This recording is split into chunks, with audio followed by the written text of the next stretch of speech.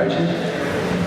Eu agradeço a presença de todos, agradeço o convite do Zuleika e todos os demais envolvidos na organização do evento. Sou professor aqui de uma instituição próxima de vocês, acho que vocês devem conhecer, a Universidade de Taubaté. Aí eu trabalho com a disciplina Economia Política na graduação e também no mestrado em Desenvolvimento Regional da Universidade, né? E trato diretamente nas minhas pesquisas, nas orientações que realizo desse tema que é a política do país, as questões econômicas, especialmente aquilo que afeta a nossa região exatamente quanto ao desenvolvimento regional. Eu sei que esse é um momento de muitas dúvidas, de polarização, de debate e, de certo modo, que gera uma confusão, não o debate em si, mas a maneira como ele está sendo realizado, especialmente a divulgação na grande imprensa, especialmente o fato de que a gente tem hoje redes sociais que, claro, são importantes, mas muitas vezes confundem as opiniões das pessoas, porque as informações são divulgadas de um modo superficial, muitas vezes de um modo mal intencionado mesmo, para confundir a opinião das pessoas. Então aqui, na verdade, vai ser um bate-papo, uma conversa, para a gente tentar entender o que está acontecendo, né? Não dá para separar a crise política e crise econômica, evidentemente do ponto de vista didático, é possível até fazer essa separação, mas não é aquilo que eu vou realizar hoje, né? Minha formação toda é em História, graduação, mestrado, doutorado, com pós-doutorado na Universidade do Minho, em Portugal, em Ciências Sociais, né? Eu fico bastante confortável ao tratar desse tema, porque tanto a dissertação de mestrado quanto o doutorado trataram da política brasileira, especialmente em momentos críticos, como foi o golpe de 64 e a Revolução de 30, né? Então, nós temos aí uma divisão das pessoas, né, dos partidos políticos, da opinião pública, muitos dizendo o impeachment é um instrumento legal e outros dizendo, é um golpe, não é? De fato, o impeachment é um instrumento previsto na Constituição. Não quer dizer que ele deva ser aplicado sempre, né? E aí eu gosto de ressaltar que a democracia ela é não só a vontade da maioria, mas o respeito à legalidade, à ordem institucional definida na Constituição, isso é muito importante, porque senão a qualquer momento, a qualquer crise, nós vamos estar destituindo os nossos governantes e não vamos amadurecer, né? Outro dia eu li um texto de um historiador brasileiro, Luiz Felipe de Alencastro, que é da Sorbonne, hoje está aposentado e está na Fundação Getúlio Vargas, e ele comenta nesse texto que em Paris, onde ele residiu durante décadas, protestos são diários, pelos mais variados temas. Então nós temos que aprender a conviver com isso e ver protestos, manifestações como sinais de vitalidade, não exatamente como crise, né? A minha fala aqui no primeiro momento é diagnosticar quais são as raízes dessa crise econômica, dessa crise política, tentar mostrar quais são os possíveis caminhos do ponto de vista, não da minha opinião, mas os trabalhos que já foram realizados sobre a política e a economia brasileira, a partir de dados eleitorais, dados econômicos, dados estruturais, e depois me posicionar em relação àquilo que está acontecendo e aí sim abrir o debate, abrir as perguntas para que vocês possam esclarecer eventuais dúvidas, não é?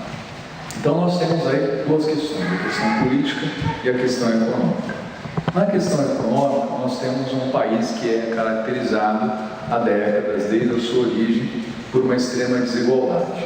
Se a gente voltar a um dos clássicos da economia brasileira, o Celso Furtado, Informação Econômica do Brasil, ele já vai deixar claro que desde a época colonial o Brasil foi uma colônia, depois um estado emancipado, cuja função foi fornecer riqueza para a metrópole, no caso Portugal, e depois exercer a mesma função, vamos colocar dessa maneira, em relação à Inglaterra e no século XX em relação aos Estados Unidos e demais países desenvolvidos. Então, o caminho para superar isso, segundo Furtado, era a industrialização e o rompimento da nossa dependência em relação aos países estrangeiros. De fato, o Brasil realizou a industrialização. De 1930 a 1980 foi o país que mais cresceu no mundo, mas algo não foi realizado. O que não foi realizado? a democratização econômica, a ampliação das oportunidades para as pessoas.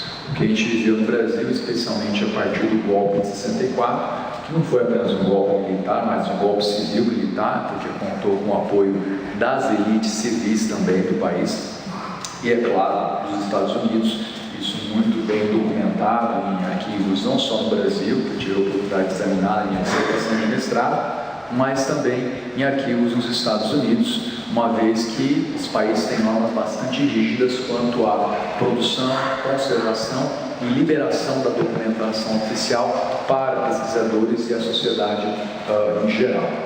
Esse golpe ele rompeu com um processo de democratização da sociedade brasileira. Vamos fazer uma conta simples. O Brasil se torna uma república em 1889. Nesse período, poucos presidentes eleitos democraticamente terminaram seus mandatos. A primeira fase, que foi de 1889 a 1930, foi uma república oligárquica, em que poucos participavam. Aí nós tivemos o Estado Novo, o período ditatorial do Getúlio Vargas. Na verdade, o Estado Novo é uma parte desse período que vai de 30 a 45. Aí nós tivemos uma frágil experiência democrática de 19 anos. Nesse período, apenas o general Dutra, eleito em 46, e o Juscelino Kubitschek terminaram seus respectivos mandatos. Vargas foi levado ao suicídio, Jânio renunciou e o João Goulart foi deposto. E depois nós temos essa experiência mais recente, que começa em 85 com o fim da ditadura, mas os presidentes eleitos concluíram e terminaram mandatos para os seus sucessores. Nós temos apenas Fernando Henrique Cardoso, Luiz Inácio Lula da Silva e a Dilma, que terminou o primeiro mandato e foi eleita para um segundo mandato. Ou seja, em mais de 100 anos de república, em quase 130 anos, apenas 5 pessoas terminaram seus mandatos eleitos democraticamente. Nesse período, que foi de 46 a 64, que foi a nossa primeira experiência democrática, nós vivemos as tensões da modernização econômica, com a expansão das cidades, com a industrialização, com a transformação de um país que era eminentemente agrário, num país urbano e num país de base industrial. Mas à medida que esse país se industrializava, nós tínhamos o quê? Reivindicações por mais direitos dos trabalhadores, por reforma agrária, por reforma urbana, por acesso à educação, que era algo muito precarizado, não só em relação ao ensino superior, mas mesmo ao ensino básico.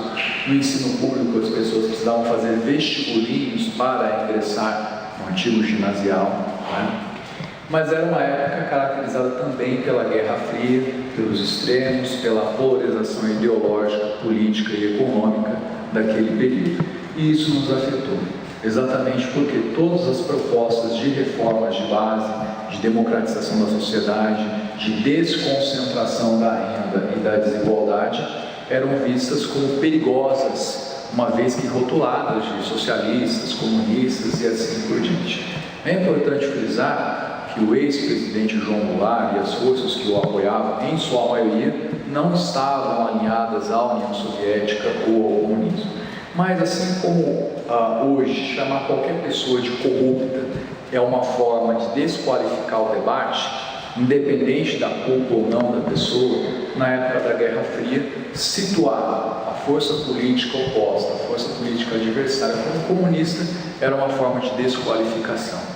Então as propostas do João Goulart, elas foram estigmatizadas. Então nós perdemos uma oportunidade não só de avançar ganhando experiência democrática, mas inclusive de melhorar o país. Se a gente pegar o sério das propostas do João Goulart, verificar a documentação, o que estava sendo proposto, nós vamos ver o que ele queria repetir no Brasil, era exatamente a experiência que havia permitido, que permitiu, na verdade, o avanço das sociedades mais desenvolvidas do mundo, como a Noruega, a Suécia, a Dinamarca, os países chamados Estados de Bem-Estar Social. Na verdade, o projeto dele buscava replicar isso no Brasil. Infelizmente, foi um projeto interrompido. Por que interrompido? Por que essa polarização da Guerra Fria, que contou inclusive com o apoio dos Estados Unidos? Naquele momento, simplesmente, se você gritava aqui tem um comunista, os Estados Unidos buscavam intervir. Mas, além disso, nós temos uma sociedade construída sobre a desigualdade. Temos que lembrar que, infelizmente, nós tivemos muito mais séculos da presença da escravidão como forma de trabalho compulsório do que trabalho livre. A sociedade caracterizada pela concentração da propriedade e da renda. Propor a desconcentração dessas condições era algo que soava como perigoso, como ameaçador para as nossas elites. Então esse projeto foi interrompido. O que nós vivemos agora, as nossas dificuldades econômicas, repousam exatamente nisso. Décadas depois do golpe, depois da redemocratização, nós tivemos uma experiência mínima de desconcentração da renda, de políticas de distribuição de renda. Você sabe do que eu estou falando, Bolsa Família, da valorização do salário mínimo. Se a gente pegar os dados estatísticos em termos de economia, nós vamos perceber o seguinte: de 1959 até 2004, a renda dos trabalhadores no seu conjunto foi caindo, em comparação à renda do capital. Quando nós analisamos o período mais curto, de 2004 a 2014, o que nós vamos perceber é uma leve redução da desigualdade. Porém, essa leve redução da desigualdade associada às políticas públicas que não são originárias do Brasil, já foram realizadas em outros países, como as cotas sociais, por exemplo, como o Bolsa Família, entre outros, isso provocou bastante polêmica, né? A gente percebe que há um certo descontentamento nas parcelas da sociedade que afirmam que essas políticas são apenas eleitoreiras.